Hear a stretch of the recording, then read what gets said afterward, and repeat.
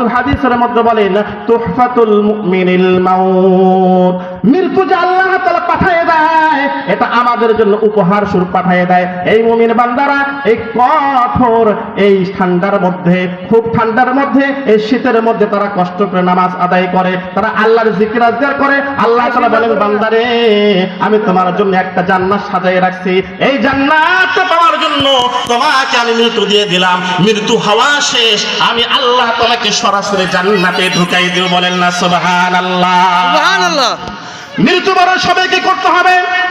আল্লাহ রাসূল হযরত আজরাইলকে ডাক দিলেন, আজরাইল চলে আসলেন। আজরাইলকে বলে আজরাইল তুমি একই সময়ের মধ্যে অনেকগুলো রূহ কিভাবে কবজ করো? হযরত আজরাইল বললেন পয়গম্বর এটা তো আমার জন্য খুবই একটা সহজ। কিভাবে সহজ? আজরাইল বললেন ওগো পয়গম্বর ওই জান্নাতের মধ্যে একটা গাছ আছে, ওই গাছের মধ্যে অনেকগুলো পাতা আছে, ওই পাতার মধ্যে প্রত্যেক আদম সন্তানের নাম লেখা আছে। পয়গম্বর শুধু নাম লেখা নাই, তার বাবার নাম কি, বাবার নামটাও লেখা আছে, তার মার নাম কি, তার মার নামটাও লেখা আছে, সে কোন গ্রামে থাকে ওই গ্রামটাও লেখা আছে, সে কতদিন বাঁচবে ওই কথাটা ওই পাতার মধ্যে লেখা আছে। ওই পাতা যেদিন পড়ে যায় গাছ থেকে পয়গম্বর আমি সেই দিন অটোমেটিক বুঝে যায় ওই আদম সন্তানটা আজ মৃত্যু হবে।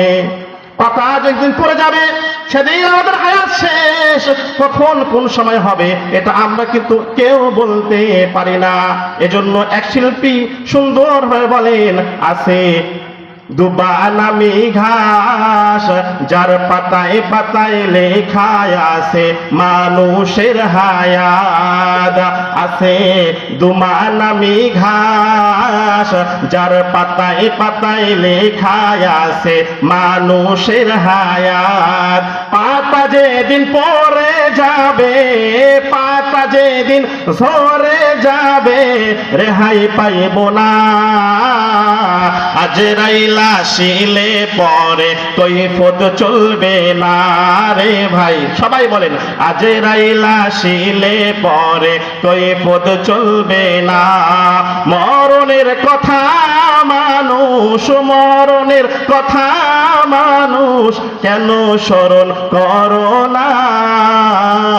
আজরাইল আসিলে পরে কৈফত চলবে না রে ভাই, আজরাইল আসিলে পরে কৈফত চলবে না।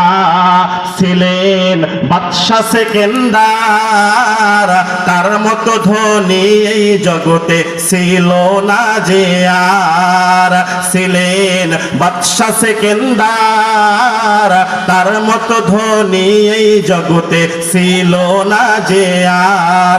তিনিও একদিন চলে গেলেন, তিনিও একদিন মরে গেলেন, রেহাই পাইল না।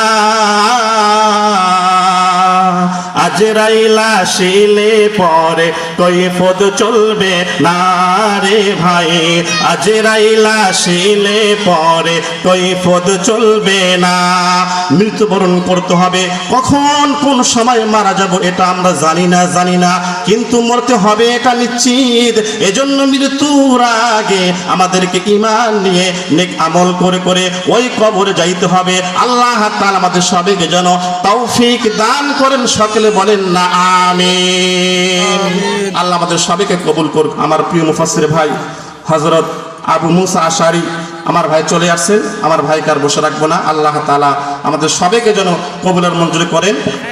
এই কথা বলে আমার আলোচনা আমি এখানে শেষ করতেছি। আসসালামু আলাইকুম ওয়া রাহমাতুল্লাহি ওয়া বারাকাতুহু।